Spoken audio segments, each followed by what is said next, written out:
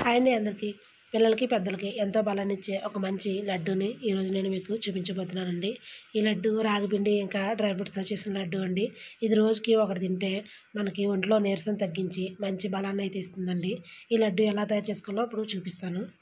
ముందుగా ఒక బాండీని పొయ్యి మీద పెట్టుకుని ఆ బాండీలో కొద్దిగా పల్లీలు వేసుకుని వేయించుకోవాలండి. ఈ పల్లీల్ని లో ఫ్లేమ్‌లో పెట్టుకుని నెమ్మదిగా వేయించుకోవాలి. ఇలా పొట్టు వదిలేలాగా పల్లీల్ని వేయించేసుకుని తీసుకుని పక్కన పెట్టుకోవాలి.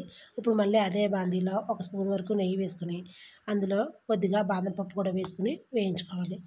ఈ బాదం పప్పులు కూడా మంచిగా వేగేంత వరకు చక్కగా వేయించేసుకుని ఇప్పుడు ఇలా వేగిన తర్వాత వీటిని కూడా తీసేసుకుని పక్కన పెట్టేసుకోవాలి.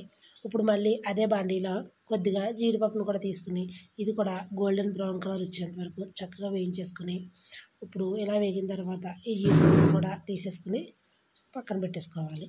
ఇప్పుడు మళ్ళీ ఇదే బాండీలో ఒక స్పూన్ వరకు నెయ్యి వేసుకుని ఒక కప్పు రాగిపిండిని తీసుకుని వేసుకోవాలి. ఈ రాగిపిండిని కూడా లో ఫ్లేమ్‌లో పెట్టుకుని వేయించుకోవాలండి. మంట హై ఫ్లేమ్‌లో పెట్టుకుని వేయించేసుకుంటే ఒకేసారి రాగిపిండి అనేది మాడిపోతుంది. అలా కాకుండా నెమ్మదిగా బాగా వేయించుకోవాలి. ఇప్పుడు ఇది కూడా పూర్తిగా వేగేంత వరకు చక్కగా వేయించుకోవాలి. ఇలా వేగిన తర్వాత ఇప్పుడు ఈ పిండిని కూడా తీసేసుకుని ఓ ప్లేట్లోకి తీసేసుకుని పక్కన పెట్టేసుకోవాలి. ఇప్పుడు మళ్ళీ అదే బాండీలో ఒక కప్పు వరకు బెల్లాన్ని వేసుకుని కొద్దిగా వాటర్ని కూడా వేసుకుని ఈ బెల్లం కరిగేంత వరకు మనం ఈ బెల్లాన్ని కరిగించుకోవాలి. ఈ లడ్డూల కోసం పాకం ఏమీ రావసరం లేదండి.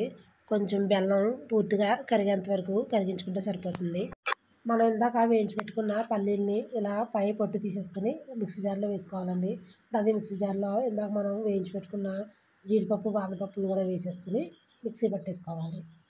చూస్తున్నారు కదా, ఇలా కొంచెం అక్కడక్కడ పలుకులు ఉండేలాగా చూసుకుని మనం మరీ మెత్తగా కాకుండా ఇలా మిక్సీ పట్టేసుకుని ఈ పొడిని పక్కన పెట్టుకోవాలి. ఇప్పుడు మనకి బెల్లం పూర్తిగా కరిగిపోయి మనకి పాకం అయితే రెడీ అయిపోయిందండి. ఇప్పుడు ఈ పాకాన్ని తీసేసుకుని ఇలా మనం ఒక ప్లేట్లోని మనం వేయించి పెట్టుకున్న రాగిపిండి ఇంకా మిక్సీ పట్టుకున్న డ్రై ఫ్రూట్స్ పొడి వేసేసుకుని ఇలా బాగా మిక్స్ చేసేసుకోవాలండి. రెండు కలిపి ఇలా పూర్తిగా రెండు కలిసిన తర్వాత ఇప్పుడు ఈ పాకాన్ని తీసేసుకుని మనం ఈ పిండిలో ఒక స్ట్రైనర్ తీసుకుని ఇలా వడకట్టేసుకోవాలి. ఏదైనా డస్ట్ ఉంటే పోతుందని చెప్పి ఇలా వడకట్టేసుకుని తీసుకుంటున్నాను నేను పాకాన్ని. ఈ పాకం పిండిలో పూర్తిగా వేసుకున్న తర్వాత ఈ పాకం పిండి పూర్తిగా కలిసేలాగా కలిపేసుకోవాలండి. పాకం కొంచెం వేడిగా ఉందని చెప్పి నేను గరిటెతో కలుపుతున్నాను. కొద్దిగా చల్లారితే చేతితో కలిపేసుకుంటే బాగా కలుస్తుంది. ఈ లడ్డు రోజుకొకటి తింటే చాలా మంచిదండి. పిల్లలు కానీ, పెద్దవాళ్ళు కానీ ఎవరైనా తినచ్చు. మనకి కొంచెం అలసటగా ఉన్నా, నీరసంగా ఉన్నా ఈ లడ్డు ఒకటి తింటే మనకి ఆ నీరసాన్ని తగ్గించి మంచి బలాన్ని అయితే ఇస్తుంది. ఒకసారి ట్రై చేసి చూడండి, చాలా బాగుంటుంది. చాలా తక్కువ టైంలో కూడా మనకి చాలా తొందరగా ఈ లడ్డూని అయితే ప్రిపేర్ చేసుకోవచ్చు. ఇలా పూర్తిగా పిండిని అంతా కలిపేసుకున్న తర్వాత ఇలా కొద్ది కొద్దిగా తీసుకుని ఇలా ఉండల్లా చుట్టుకోవాలి.